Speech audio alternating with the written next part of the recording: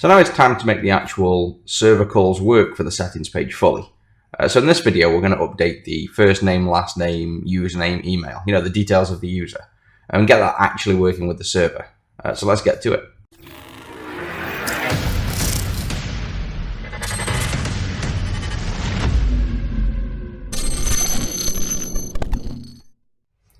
So just before we get started, I just want to point out one little fix I've done in the Word application, and that's thanks to another user that's actually analyzed my code and found an issue. It's funny that it's actually in the real-world debugging application video. It's quite ironic that they've used real-world debugging to find the issue. So I just want to bring your attention to this comment and this person here, which very well done for what you've done here. You've taken code from somebody that you're learning from and felt confident enough to figure out, debug, and effectively fix an issue. So I think that shows real good character, and I think you've done really well. So the issue was that basically the current margin was incorrectly set to the monitor minus the working available space to calculate basically where the window is when it's maximized. And for the right and bottom, it is the monitor minus the position, but for the top and left, it's the opposite way around. And this has been a bug effectively for a good while, and they've done a really good job detailing the whole thing and pointing out the potential issue. And then I've said, can you check the latest source, because I've done a lot of changes, presuming it's an existing bug. And they've never been funny about it. They've been very polite. They've been respectful. This is basically the perfect way to handle and to talk about a problem. So as I mentioned, that's a rare trait in developers these days. Just want to commend you on one, finding the bug, and two, being very polite and humble in how you've approached it. So basically the issue is now resolved. So I've done a fix in the source here as a separate commit, which basically goes down to, in fact, that's just the file. It's 2 lines of code. It is line 422 in window resizer, and we've had to swap the monitor and the workaround for the top and left. Otherwise, when you dock the window, if you have your toolbar at the top left or the top, which is rare, your taskbar rather, your start menu, if it's to the left or the top and you dock the window full, then it would be incorrectly positioned. So that's now fixed thanks to the person that's helped to resolve that. So that's just what I wanted to start with before we get going. So we're just going to work our way through the work that we have to do. So let's just start in the settings control. When we were doing the server code, I noticed that we have a first and a last name, but on this UI, we currently just have name. So the first thing to do is let's just correct that. So let's just hide that out of the way, make a bit more room here. Copy and paste the name, and let's put first name, last name, and then obviously we are going to have to edit the settings view model to match. So we will have name, oops, I think I pressed F5 or F10 or something by mistake. There we go. So we now copy and paste the name, the current user's first name and last name, and update these to first and last name. Then double check everywhere else. So we've got first and last name properties, that's fine. Commands, we have save name, so now we want to save first and last name instead of just save name. The current first name of the user, the current last name. First and last, there we go, so that's the command. Go to the constructor, do the same thing.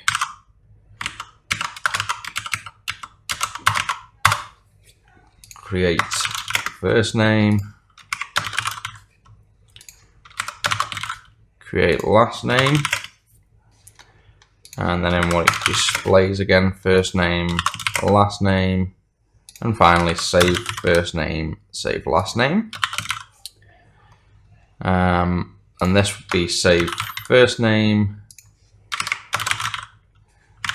and save last name. So anywhere we see where there was save name, we now update it to first and last. And then that's enough for the constructor. command method.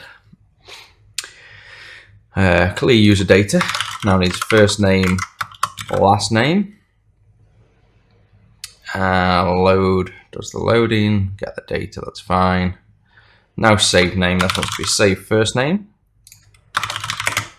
which we obviously haven't done yet, which is what we're going to do in this video, all these commands.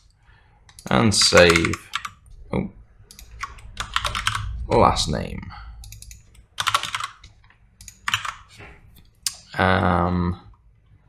Private helpers, update first name and last name. And now this can actually just be stored credentials dot first name and stored credentials dot last name. So I think that sorts the settings view model out, other than obviously now doing these functions. And let's see if we can now build. I think actually there's a design model as well. We've probably got to change it, but that's what that is. Yeah, so the settings design model, same thing. Let's just do first name, last name, Luke, and then Malpass. And then I presume that will now build and run. And all we've really done there is just basically copy and pasted a new control and just reused it everywhere. So we've now got first and last name, which now open and showing there, that's fine. So that's really all we have to do for, I think, the control, the settings view model. Yeah, so let's just get to this bit. So in the first name, let's just start now deleting that, and let's make this thing actually happen. So the first thing we want to do is get the current known credentials. So the actual logged in user, if you will.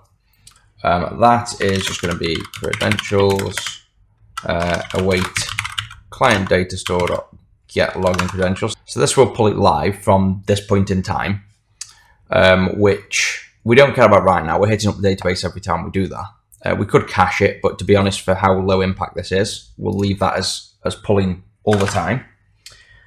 So we get the credentials, and we want to set the first name. So the credentials dot first name equals the first name dot original text, which should be updated at this point when the command fires. Then we will want to basically just update the server with the new with the new details. So if we do that, we can for result await web requests dot post async, and we are expecting back the it's API result, wasn't it? API response, just a normal one. It's basically a success or failure, so there's no specific info we pass back. Then we have right now what we want to do move URLs into a better place, a shared place. But for now I'm just hand typing them, but this we will update shortly. So I'll just hand type the URL, which was API user profile update, I believe. And then we want to set the details to send over. It's expecting update user profile model. And then finally, we want to pass in the bearer token, which is in credentials.token. So that would update the server. Obviously, we need to set the details. So first name equals credentials.firstname. Set the new first name. Create the user details to send. And then after we get the result, so if the response has an error, which is if await result dot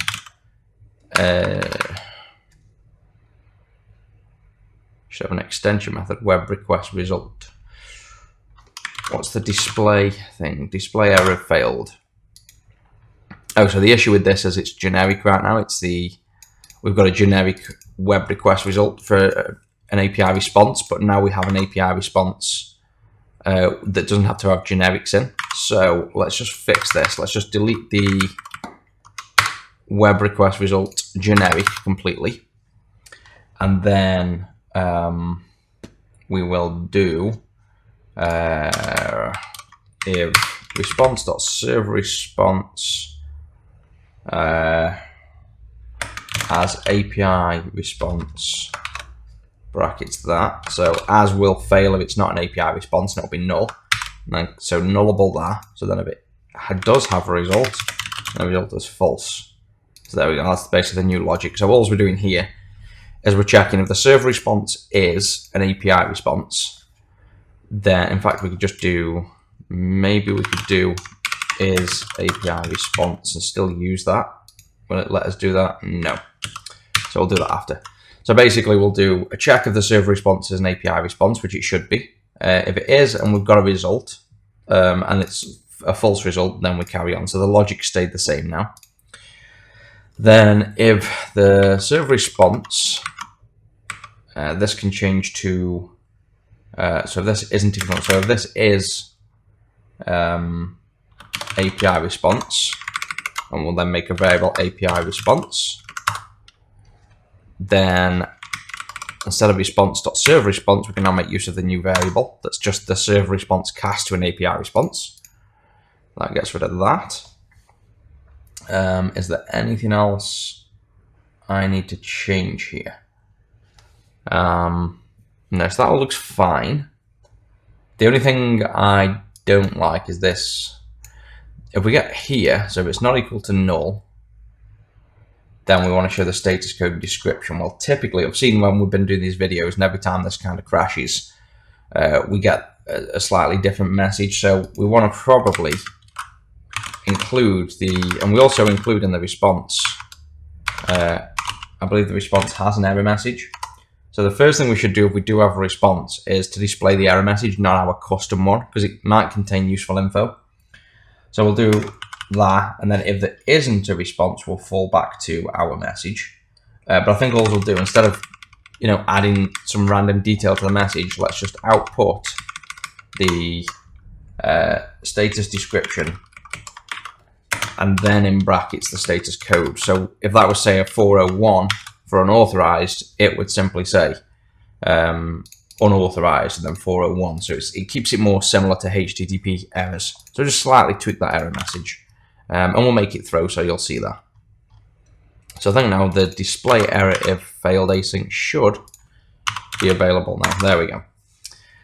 So this is now, we've tried to update the user, and this is obviously a Boolean, so we can await that if it fails, we do something. So in that, we just want a title, which we'll just put update first name. And then the failure is really, if it's failed, we just want to return false, because this is expecting a true or false, if whether it worked or not. So if it failed, we want to return. So the response has an error, return false. Then really, after we've got that info, we want to just store the new user credentials to the data store. That will be await client data store dot save, is it? Yeah, save login credentials, and it will be the credentials we have, because they're already up to date. Yeah, because we fetched everything we had, and will this lose the token though? No, we pulled the token from the local database, set the name, then saved it. Yes, that should work fine. And then return successful. So I think that should hopefully build and run. So let's just press F5 and see if this runs now. I think it will. In fact, just before I do that, let's just update the solution NuGet packages, because I remember I've updated the DNA framework to not throw exceptions for status errors. So let's just update DNA framework. So instead it will return the status code instead of just throwing an exception.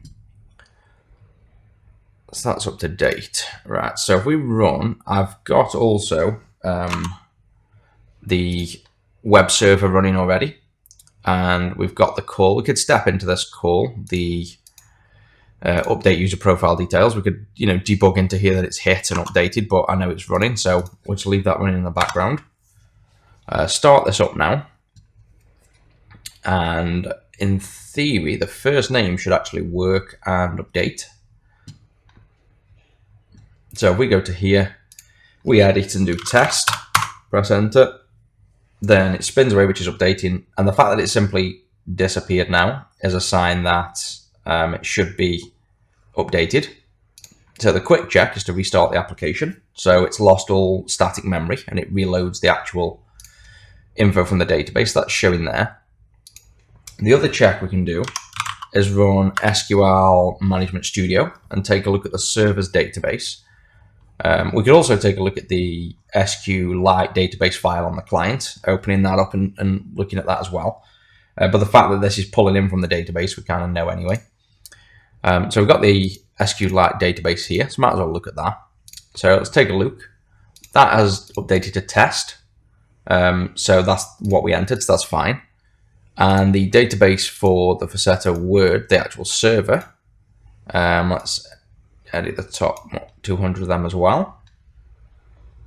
You can see I've got 2 users. Was I messing around creating multiple users? I must have been. So we have the name test here. So that looks like it's working. We jump back to the WPF app again and edit it to something else.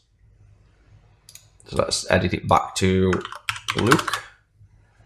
And then that updates. And then we go back to the server and we refresh that one. Oh, you can't F5 that, you just have to right click and do it again. Select top 100 I could have done.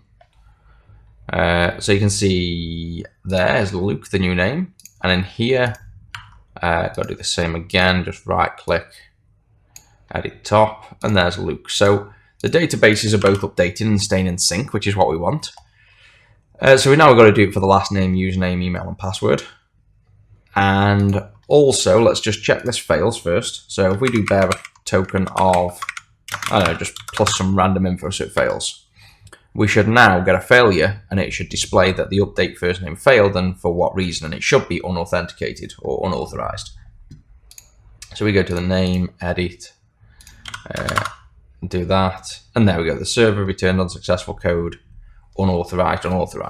Okay, so I don't like that message. Where's that message coming from? Server returned unsuccessful status code. Server returned. So it's not in this one. Is it in the DNA framework maybe? Must be. I'll update the DNA framework to make that message a bit nicer. So that's working anyway. We've got the error message showing and that's handled. So the other thing is actually when we edit this, we don't want to update the value if it's the same. Have we done any kind of check for that? So I'm guessing we haven't. Pretty sure we haven't because we haven't written any logic for it, so there's no reason why it would do that. So if we now edit the name and we go, yeah, I'm happy with that, it's going to try and edit again. So the other thing we want to do is check if there are any changes. So if credentials dot first name, and then do string dot, no, let's do a direct comparison, because if they want to change anything, say the capitalization of a character or just simply a spacing, we should honor that. So we'll do a direct comparison. So the first name is the same as the first name, then return true, I guess, because it's successful. Just that we haven't had to change anything because it's already the same. So check if the value is the same. If so, return true. So that's that check. The other thing we also want to do is we want to lock these calls. At the start of the series, I started using this run command async.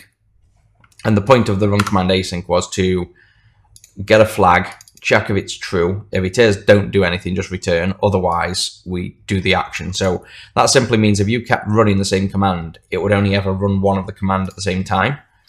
This is actually slightly faulty, so we want to do a lock on the updating flag around this bit. Otherwise, you could have a race condition where this check comes in twice and evaluates, but then this happens after. So just lock that.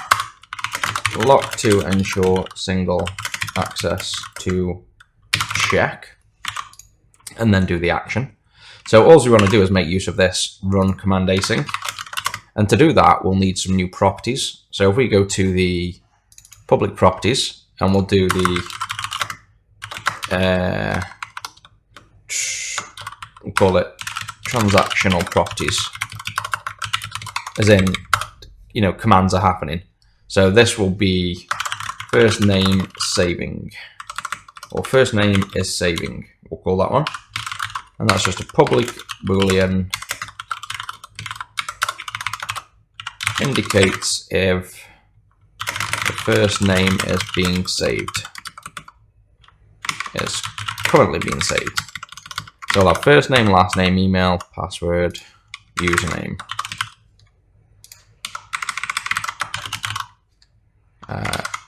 Username, email,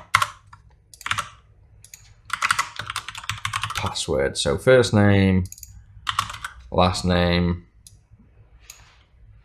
username, email, password. And password is changing, really. I think there's more apt there. So there's our transactional properties, if you will. So now in these commands, we can do run command there, and we'll do first name is saving as the thing we want to lock and change and check. And then the action is this current workload we have here. So that will, and then we have to await, and we should also return. So we don't have right now a run command async that returns a value. So we want one of those. So we will make a copy and paste of that, where we have now a return type, which is there. Then what part are we missing when we do a return type on the comments? Type param, that's the one. So we want the type param, type to the type the action returns. So we've got the lock, we do that, and we simply return the action, and that will be returning the action. And then that will return. We should also probably have a default value maybe, and that should be a t, and by default it's the default value of t. So that if it's already running, then let me explain. Let me just type this default value. So because we're returning a value here, if the command's already running because you've run it twice, you can't return any known value. It's not technically just true or false or boolean. It's got to be a value they're expecting. So if you were to run, say, the login command twice and you're expecting a token back, well, what happens in the case when you've run login once, so it starts happening, the next call you've run it, and this is now already being run. So what do you return at this point? So by default, we could return whatever the object is, which could be null. But you might want a certain value, like a boolean is true or false. So you might not want to return false when it's running. So that just gives us an option in future to replace a default value. So now we can return a value from the run command async. So all this does now is locks the first name call to only run once. We should also start putting some logger stuff in here. So we should do using static Versetto.word.framework di, is it? Or where is it? Just called framework di.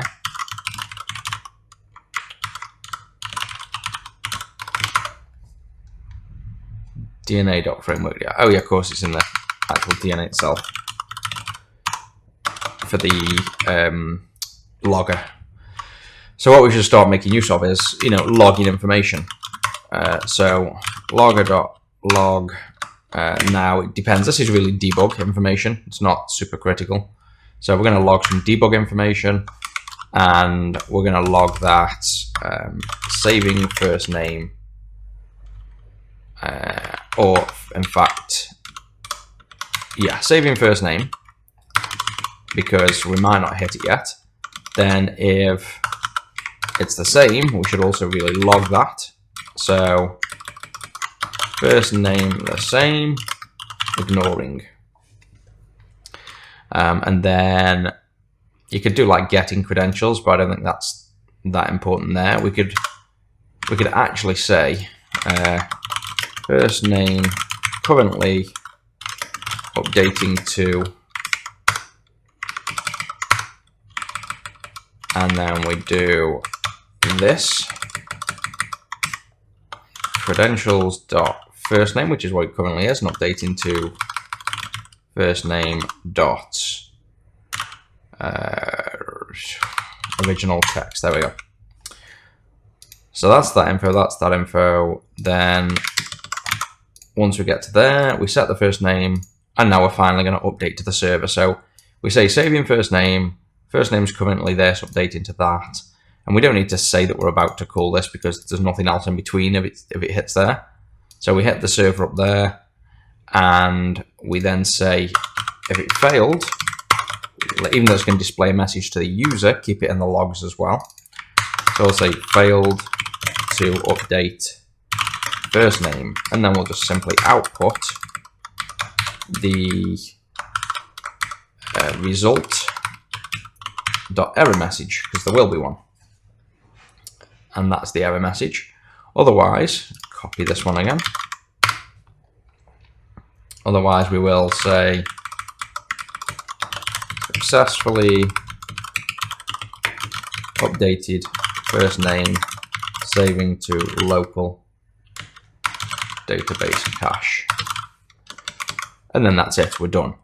So we should see a log, which I believe is in the Word folder, in simply here, just called log.txt. So we just delete that for now, and we run this code.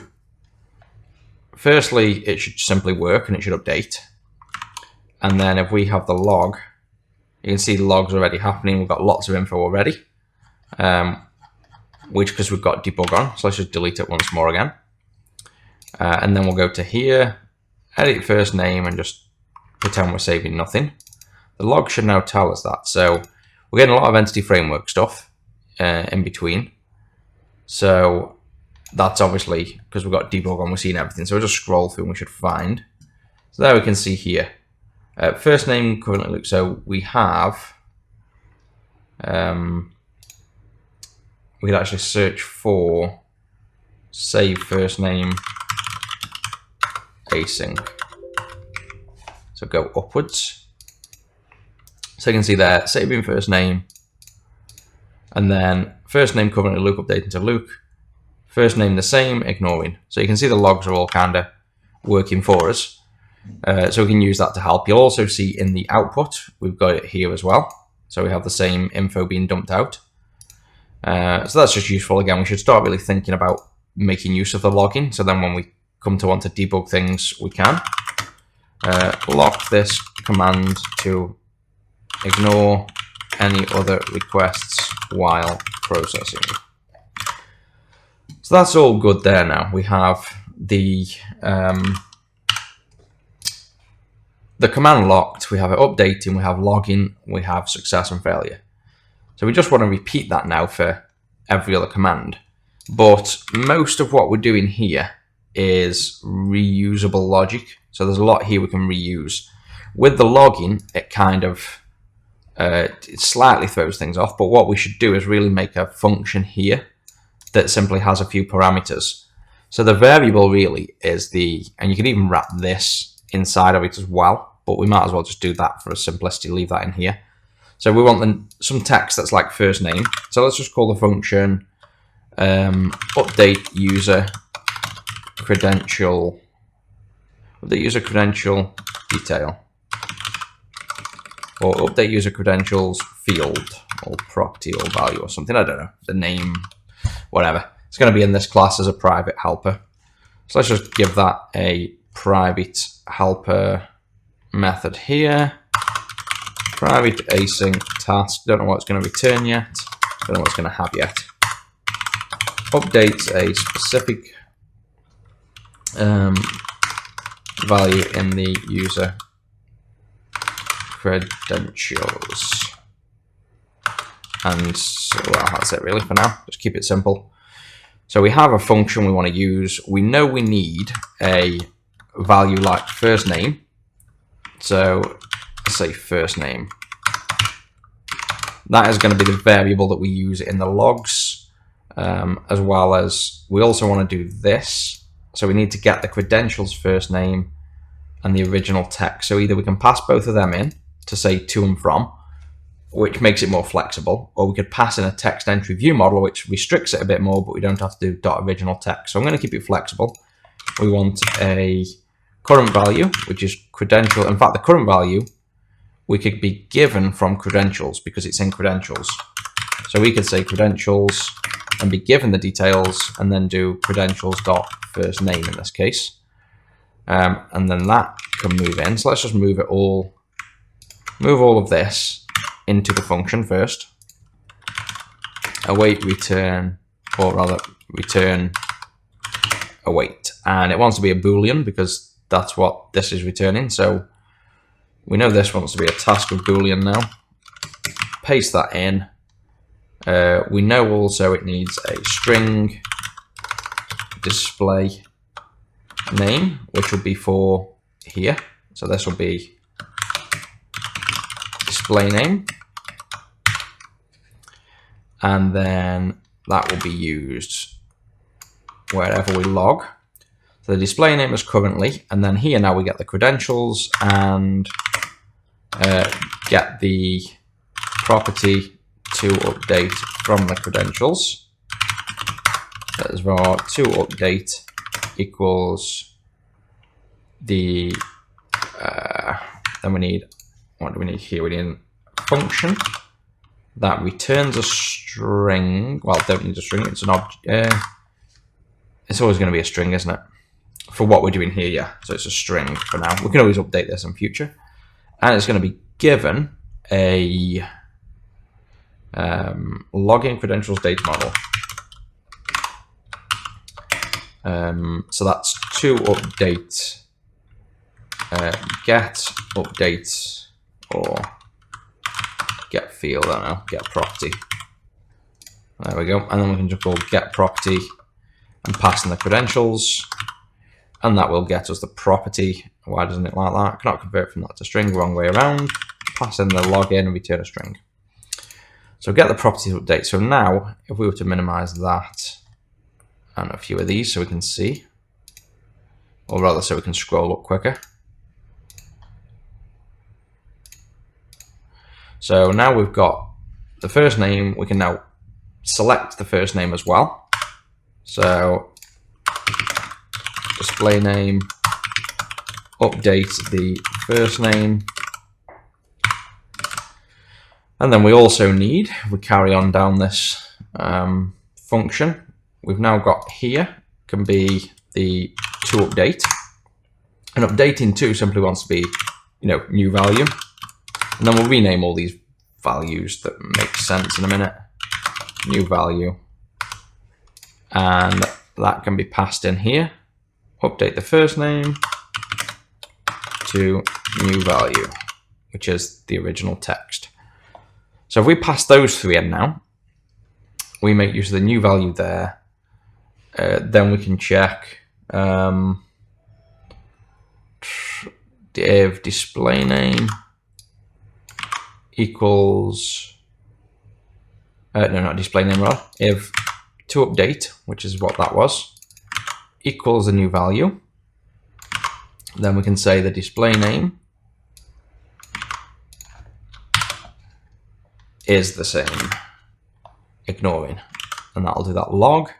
Finally, now setting the name. Now I could do the same as we've done in the run command, so we can set the name. If we pass it in as an expression instead, we can do get property value and set property value. So if we do an expression, because remember a lambda function or a lambda call can return an expression or a function or an action, and the expression allows us to directly manipulate the property. So now instead, that doesn't change anything about the caller, we're still passing the same thing, but now as well as simply getting that value, we can set it. So now we get the property and do the property or fact to update equals to get, we go to that, I can't remember where it is, get property value is in, oh, so it should just be there, should be faceta word call. Have we not got faceta word call in use here? Yep, okay. So why is that not,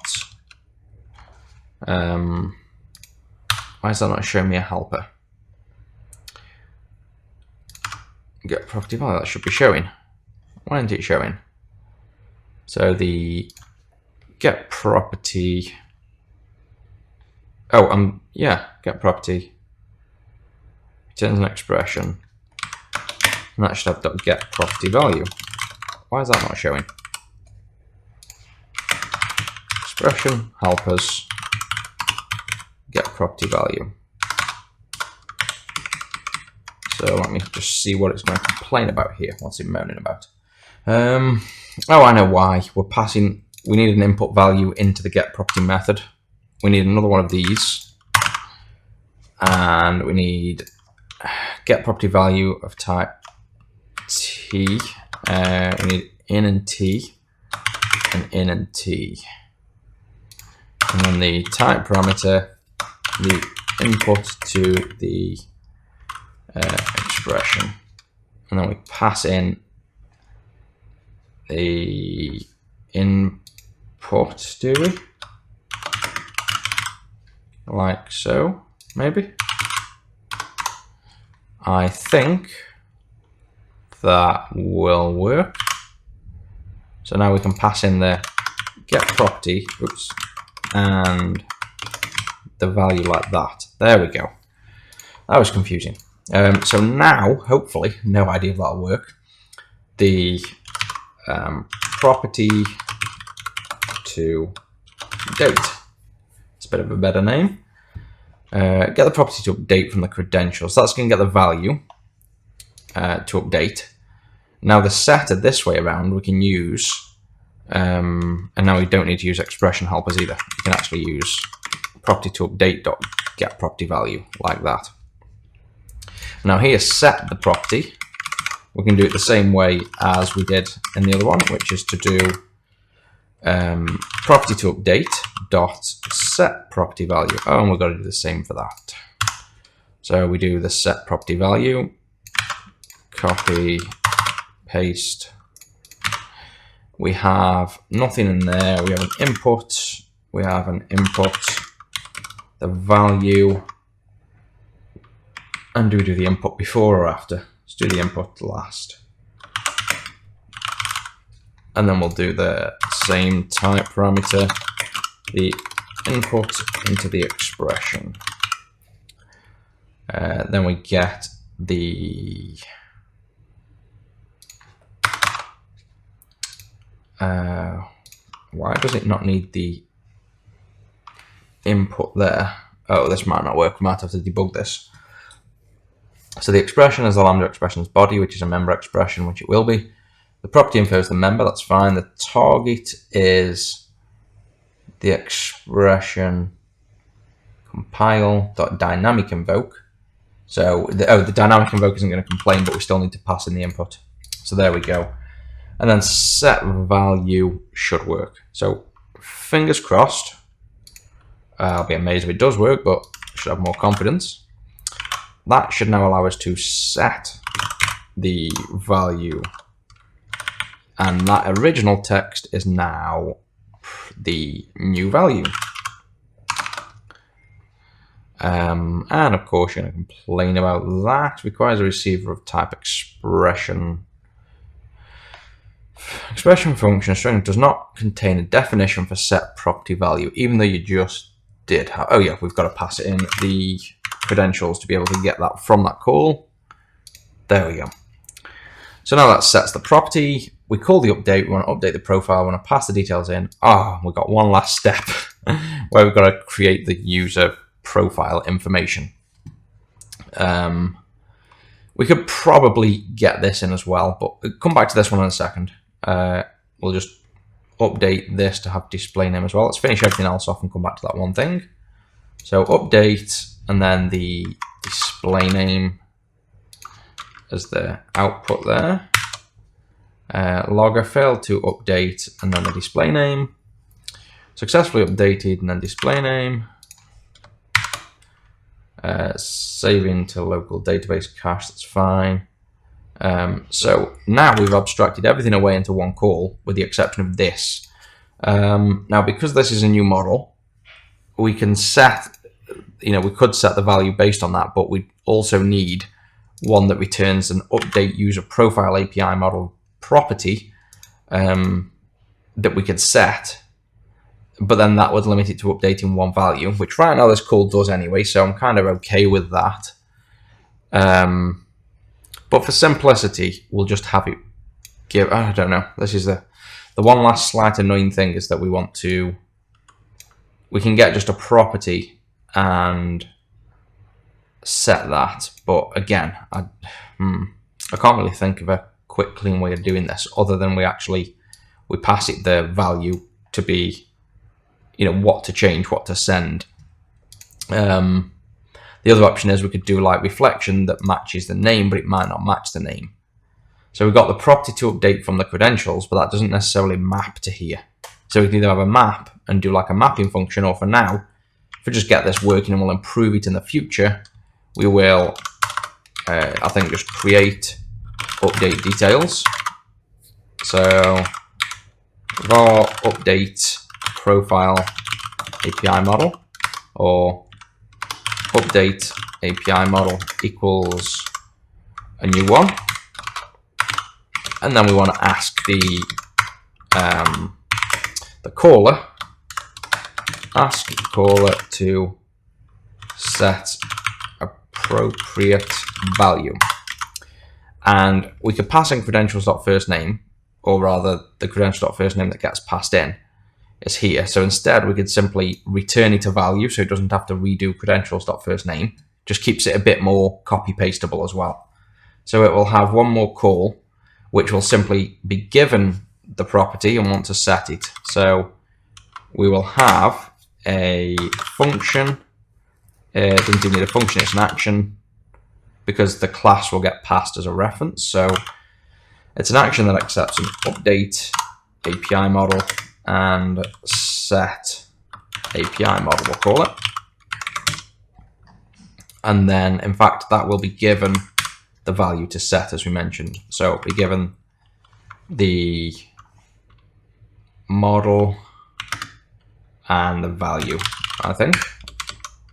Let's see how that looks. So we'll then say, ask the call to set the appropriate name. So first name equals credentials.firstname. So instead that will be set API model, and this one will be the credentials.firstname, which was the first thing. New value. Credentials has been set to the new value anyway to update. So we get the value, we set it. So it doesn't really matter which one we send. So we can basically send in the new value as the value we want to give there. And the set API model wants the actual model. So let's update API model. And now hopefully we then pass the API model, update API model, and then everything is, what are you complaining about now? You've got an extra on there. Everything is in and just genericized. So the last step now, it's going to complain that we need to return something. Why is it complaining about that? Oh, because we don't have the name async at the end because we're asynchronous. There we go. So that call is now generic. We will add the comments now that we're finished with all the parameters. And comment this, updates a specific value from the client data store for the user profile details, and attempts to update the server to match those details. For example, updating the first name of the user. So the display name for error or for logging and display purposes of the property we are updating. The property from the login credentials data model to be updated.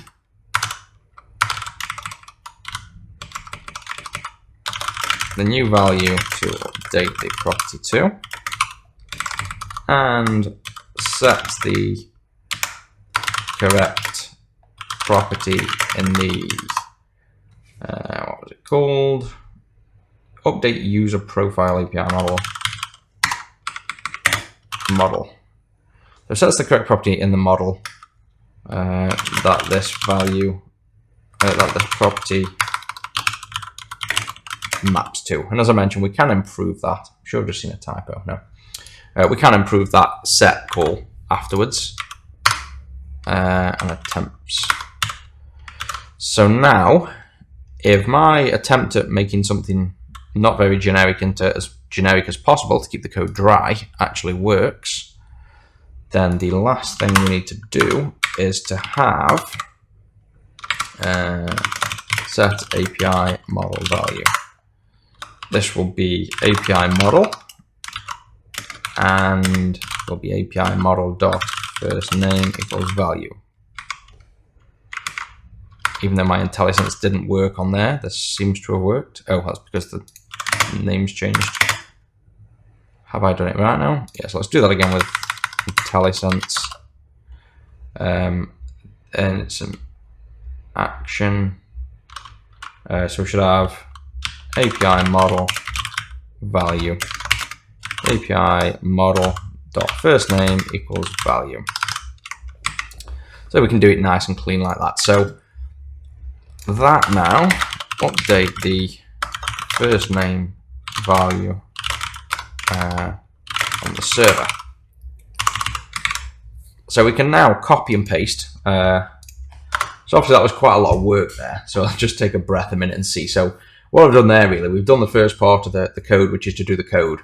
And then because we've got to use this for first name, last name, email, potentially password, username, all those, I've made this function generic so that we can effectively reuse 90% of the logic.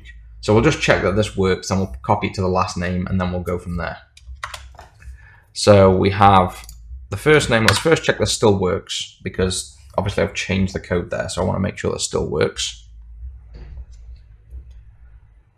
Which I'm fairly confident it will. If anything, it's going to be them expressions that are going to kill me. So we have Luke edit to Luke 2, and of course I knew what was going to fail.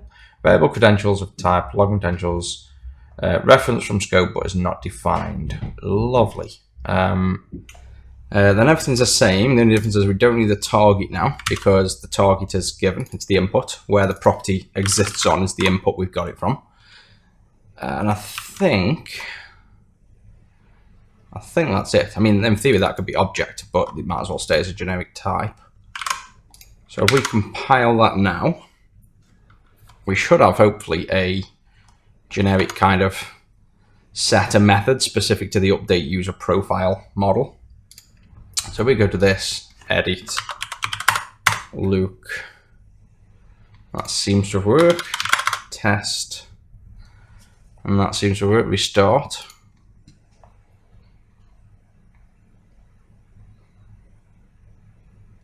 And yes, that's saved. So let me just put my name in there. And then the last thing now, really, for this video at least, is we'll make use of this update user credentials call thing. And now all we've got to do is kind of repeat this logic, nice and simple, just the key pieces of info. And we could always improve this bit later down the line as well. So we'll do the simple one. We'll do the first name, last name. So that is last name is saving. Last name, update the last name, new value is last name, original value, and this is last name value. So that should do the last name. So let's see if I can actually get a last name saving now. Username and email are the same. We still just push them to the server, and then it's the server's job to return things that are validated or not. Right,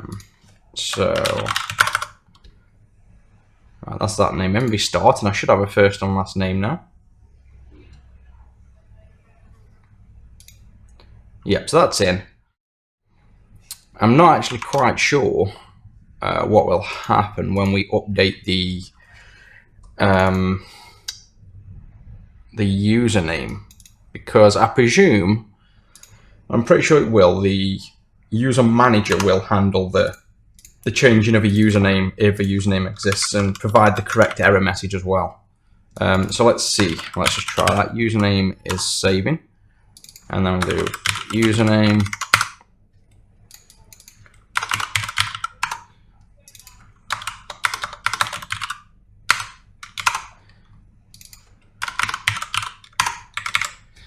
and I think that's it.